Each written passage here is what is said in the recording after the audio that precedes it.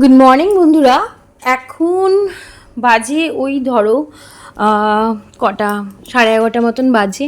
তো আমার এখানে রান্না আমি নিয়ে বসেছি। তো এখানে আজকে মানে রান্না খুব কষিয়ে এটা সেটা করে করতে ইচ্ছা করছে না, খুব আলিশ লাগছে আর মনটা খুব খারাপ হয়ে আছে।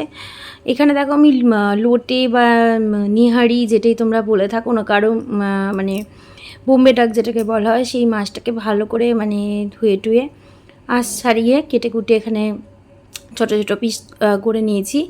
আর ডুমো ডুমো করে আলু, পেঁয়াজ, টমেটো, ধনেপাতা, কাঁচা লঙ্কা আর একটুখানি আদা রসুন পেস্ট দিয়ে আর বেসিক যে মশলাগুলো আছে সেগুলো দিয়ে খুব ভালো করে সর্ষের তেল দিয়ে খুব ভালো করে মেখে নিচ্ছি।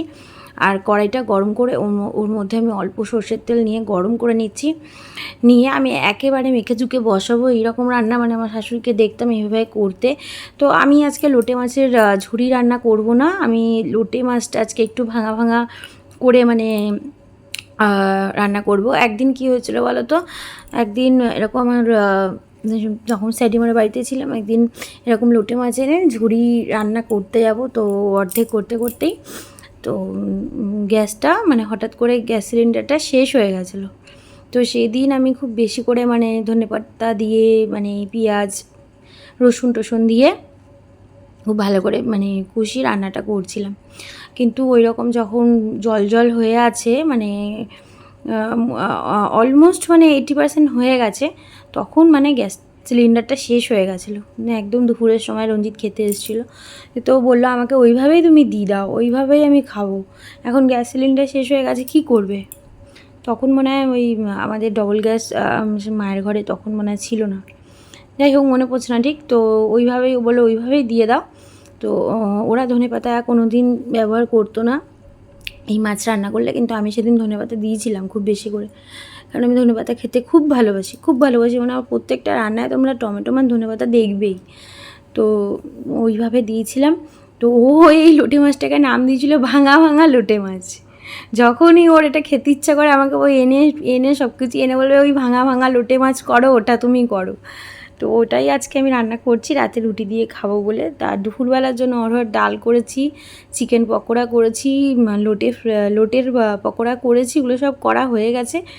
আমি রেকর্ড করতে ভুলে গেছি। গরমা গরমই ওগুলো মানে গরম গরম ওগুলো মানে খেয়ে নিয়েছি বলতে ওই সস দিয়ে আমি আর মেয়ে ভাজা করে খেয়ে নিয়েছি। কারণ আমি ওকে নিয়ে না বসলে ও হয়তো এই মাছটা মানে এইভাবে খেত না। তোর চোখের জন্য ওকে বিশেষ করে এই মাছটা মানে খাওয়াবো আমরা ঠিক করেছি। তো এর আগে কোনো দিন ও মানে এই লোটে মাছ খায়নি, ভাঙা ভাঙা লোটে মাছটাও হয়তো নাও খেতে পারে। তো এই জন্য একটু পকোড়া সস দিয়ে কোনো কিছুর পকোড়া টাইপ ও খুব খেতে ভালোবাসে। তো এই জন্য ওকে আমি প্রথমেই গরম গরম করে একটু টমেটো সস দিয়ে খাইয়ে দিচ্ছি, আর ডাল দিয়ে পকোড়া দিয়ে দুপুরবেলা খেতে দেবো। আর এই রান্নাটা করে রাখছি। আর এইখানে দেখো সব হয়ে গেছে। এবার আমি এটা হচ্ছে সন্ধ্যের টাইমে, তো রঞ্জিতের জন্মদিন সামনে, তো ওকে আমি একটা জামা গিফট করব, তাই আমি চলে এসেছি। হ্যালো বন্ধুরা, তো এখন হচ্ছে একদম রাত্রি মানে 9টা 9:30 মতন বাজে, কি আরো দেরি হয়ে গেছে ঘড়ি আমি এখনো দেখিনি। তো নতুন যে সেলফি স্টিকটা রিল আমি ছেড়েছি সেটা দিয়ে আমি আজকে ভিডিওটা মানে শ্যুট করছি। তো ভালোই কাজ হচ্ছে, কম দামের মধ্যে মেসো থেকে নিয়েছিলাম, হঠাৎ সার্চ করতে করতে দেখলাম পছন্দ হলো, তো বাই করলাম। তো আমি এখানে আমাদের জন্য মানে কিছু জুতো কেনাকাটি করেছি, মানে স্লিপার্স কেনাকাটি করেছি। তো সব কিছু তো তোমাদের সাথে শেয়ার করে তারপরে আমি ইউজ করি। তো ভাবলাম যে একসাথে যেহেতু তিনজনেরই স্লিপার আমাদের খারাপ হয়ে গেছে, তো একসাথে আমরা ঠিক করেছিলাম যে কিনলে তিনটে একসাথে কিনবো। তো কিনে নিয়ে এসেছি। এটা হচ্ছে রঞ্জিতের একটা স্লিপার নিয়ে এসেছি। মানে গেছিলাম অন্য একটা পার্টাতে গেছিলাম, তো হঠাৎ আমার মনে পড়লো যে জুতো তো সবার খারাপ হয়ে গেছে, তো জুতোটা আজকে কেন না মানে কিনে নেওয়া যাক। কারণ রঞ্জিত আমাকে অনেকদিন আগে টাকা দিয়ে রেখেছে, বললো যে তুমি জুতোটা নিয়ে আসবে। তো এই যাচ্ছি করে আর যাওয়া হচ্ছিল না। তো কিউট কিউট দুটো জুতো কিনেছি সেটার জন্য। মানে রঞ্জিতের জুতোটা তো মানে এইটা তো মানে নর্মাল স্লিপার, এটা মানে আর এইগুলো মানে নর্মাল সব দোকানে পাওয়াই যায়, কিন্তু আমি এই ধরনের মানে আগে ইউজ করিনি বলে আমার কাছে মানে একটু নতুনত্ব মনে হচ্ছে। আমি তো এক টানা ওই অজন্তার কালার্স আমি আমার মেয়ে ব্যবহার করি, ওটাও খুব ভালো এতদিন মানে কাজ হয়েছে। তো অনেকদিন টিকেছেও, কিন্তু যতবারই কিনে না কেন ততবারই জাস্টিন ওটাকে ছিঁড়ে দেয়। তো এইবার দেখো এই জুতোটা কিনে নিয়ে এসেছি। এই স্লিপারটা আমার খুব পছন্দ হয়েছে দেখে, এই প্রিন্টটা আর এই যে মানে ল্যামিনেশন টাইপ করা আছে আমার দেখে খুব ভালো লেগেছে। আর পেছনে এরকম রাবার টাইপের, রাবার না হলে আমি নিই না, কারণ আমার পা খুব স্লিপ করে। থেকে থেকেই মানে ইলিশ মাছ রুই কাতলা মাছ ধরতেই থাকি ঘরে বাইরে সব জায়গায়। তো তো এই জন্য মানে রাবার বেস থাকলেই মানে পেছন দিকটা তাহলেই আমি কিনি। তো এই একটা স্লিপার কিনেছি, সব দাম একবার আমি বলছি তোমাদের, কত সুন্দর মানে একটা মানে ক্যানভাস টাইপের লাগছে না জুতোর মধ্যে। তো এই প্রিন্টের জন্য নিয়েছি। আর এই মানে অল টোটাল সব কিছু দেখো, এটার যে মানে ফিতেটাও খুব সুন্দর করে চিচি চিচি করছে। তো এই একটা নিয়ে নিয়েছি। আর এইগুলো তো অনেক বছর আগে বেরিয়ে গেছে, কিন্তু সত্যি কথা বলতে আমি কিনতামই না, আমি দেখতাম আমি কিনতামই না, ওই একই পড়েছিলাম, ওই অজন্তার কালার্স নিয়ে পড়েছিলাম এত বছর ধরে, অন্যদিকে তাকাতামই না, গিয়েই শুধু বলতাম অজন্তার কালার্স বা খাদিম এরকম কিছু একটা বলতাম। তো আর এই একটা জুতো নিয়েছি। তো আমি একরকমই সবসময় জুতো কিনি, মানে মেয়ের আমার একই ঘরে তো আমাদের দরকার, কিন্তু সামনে যেহেতু বর্ষাকাল আসছে তো মেয়ে তো কোচিনে ভর্তি হয়েছে, এবার আমাকেও যেতে হয় বাইরে, আমিও কাজে টাজে যাবো, বেরাতেই হয় রেগুলার। তো আমাকে তোমরা দেখোই যে আমি বেরাই, প্রত্যেক দিনই আমাকে বেরাতে হয়। তো সেই কারণে আমি দেখো এরকম কিনে নিয়েছি। এইগুলো এত সফট মানে পায়ে পরে প্রথমে একটা অন্যরকম নিয়েছিলাম, ওই যে মোটা মোটা এরকম উঁচু উঁচু যে জুতোগুলো বেরিয়েছে ওইগুলো প্রথমে নিয়েছিলাম। তারপরে ভাই আমি কি মনে হলো আমার, আমি বললাম কি যে পেয়ারটা মানে পুরো পেয়ারটা মানে দিন তো আমাকে, যে দেখি যে মানে দুটো পায়ে পরে কেমন লাগছে। ও মা গো, এমন পায়ে যন্ত্রণা করেছে আমার, তো একটু মানে অসুবিধা হয়, সব কিছু আমি পড়ি না তোমরা জানোই। তো এলাম না, আমি ওটা নেবো না। তো তারপরে আমি এই জুতোটা নিলাম, একটু এগুলো কাটিংগুলো বেরিয়ে আছে, এগুলো আমি পরে ব্লেড দিয়ে ঠিক করে দেবো। এত সফট জুতোটা যে কি বলবো মানে কালার অপশন প্রচুর ছিল। তো আরও কালার ছিল, তো এই কালারটাও ভালো লাগছিল। আরেকটা কালার ছিল মানে হালকা স্কাই কালারের, খুব সুন্দর সুন্দর কালার অ্যাভেলেবেল ছিল, সবুজের হালকা মানে গ্রিনিশ টাইপের ছিল। তো এই জুতোটাও মানে খুবই সুন্দর হয়েছে। আর এটার বেসটাও, পেছনের বেসটাও মানে আমাদের পায়ের জন্য ঠিকঠাকই আছে। তো 3টে জুতো কিনে নিয়েছি। 3টে জুতোর আমি আলাদা আলাদাভাবে দাম তোমাদের বলবো না, আমি একবারে দোকানদারকে বলেছি 3টে জুতো আমি 350 টাকা দেবো, আপনি কি দেবেন আমাকে? তাহলে নেবো, নাহলে নেবো না।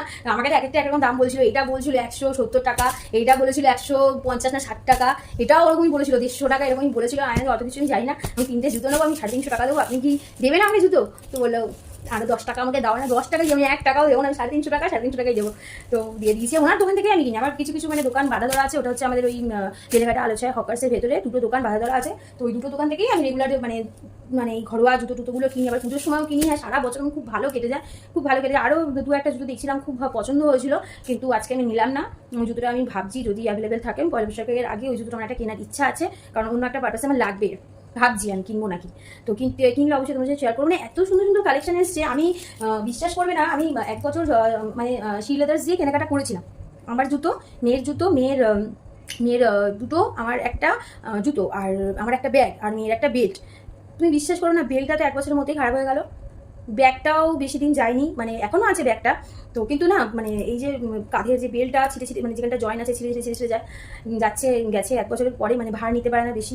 আর জুতোগুলো তো মানে আমি যেগুলো নিয়ে এসেছিলাম মানে যাচ্ছে তাই, মানে তার থেকে মানে রাস্তার জুতো ভালো। আর অনেকেই বলবে হ্যাঁ এত বড় ব্র্যান্ড তুমি এরকম বুঝে। দেখো আমার যেটা এক্সপিরিয়েন্স আমি সেটা শেয়ার করছি। আমি তো মানে একটা মানে নর্মাল একটা কাস্টমার, আমার রিভিউ আমি দিতেই পারি, মানে সেই স্বাধীনতাটা টুকু আমার তো আছেই। তো আমার যেটা ভালো লাগেনি আমি কী করে বলবো। আমার আরেকটা জুতো আছে, ওইটা আমি বেশি ব্যবহারই করি না, তো ওই জুতোটা কোনো অসুবিধা হয়নি। কিন্তু মেয়ের একটা জুতো কিনেছিলাম 800 না 900 টাকা দিয়ে একটা জুতো কিনেছিলাম, একটা মেরুন কালারের হিল টাইপের, মানে প্রথম দিন পরে পুজোতে বেরিয়েছে, তারপরে যখন 1 ঘন্টা পর ঘরে এসেছে তখনই দেখছি জুতোটা মানে পুরো একদম যে ওরা বলে যে লেদার, ওরকম কিছুই ছিল না, পুরো উঠে খাবলা হয়ে গেছিলো। ওটাই কিছুদিন 6 মাস মতন পড়েছিল, কি করবে, কেনা হয়ে গেছে অত দামি জুতো।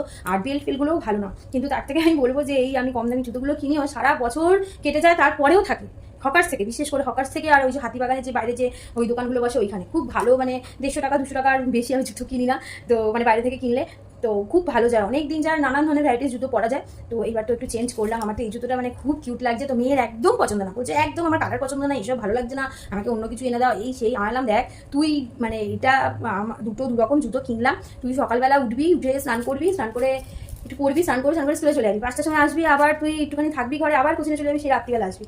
তো তুই কতক্ষণ পড়বি? তো দুটো দুরকম জুতো কিনলাম, তো যখন যেটা ইচ্ছা পড়বি, কারণ আমার ধরো ওর পায়ের মাপ একই, তো এই জন্য ও কিছু সময় পড়বে, আমিও কিছু সময় পড়বো, দুটো দুরকম নিলাম। সামনে দেখো বর্ষা আসছে, এবার বারে জুতো কেনা সম্ভব না, এই জন্য একেবারে কিনে নিলাম। আর এটা তো ঘরেই পড়বো, বিশেষ করে আমার যেটা আছে ওটা তো মানে একটা নিলে একটা লাগবে, কিন্তু হট করে দেখো বর্ষা নামছে, এই যে শীতের মধ্যেও 2-1 দিন কিন্তু বৃষ্টি হয়েছে, আবার যখন তখন বৃষ্টি নামে, রোজই তো একটু বাইরে বেরোতে হয়, রুটি আনতে হয়, টিফিন আনতে হয়, তখন কি আমি পাংশু পরে পুরো তো ভিজে যাবে, মানে এই বর্ষার জুতো লাগে। তো একবার আমি কিনে নিয়েছি, যখন অসুবিধা হবে বাইরে করে চলে যাবো, এসে আবার ভালো করে ধুয়ে আবার ঘরে ইউজ করবো, এরকমভাবে আপাতত ইউজ করি। তো 3টে জুতো কিনেছি, সেটা দেখিয়ে দিলাম। আরেকটা জিনিস আমি কিনেছি, সেটা তোমাদেরকে দেখাচ্ছি। এটা আমার কোনো মানে পাওয়ারের চশমা না, এটা পাওয়ারের চশমা না, আমার মানে যেই চশমা ছিল সেটা না ভেঙে গেছে।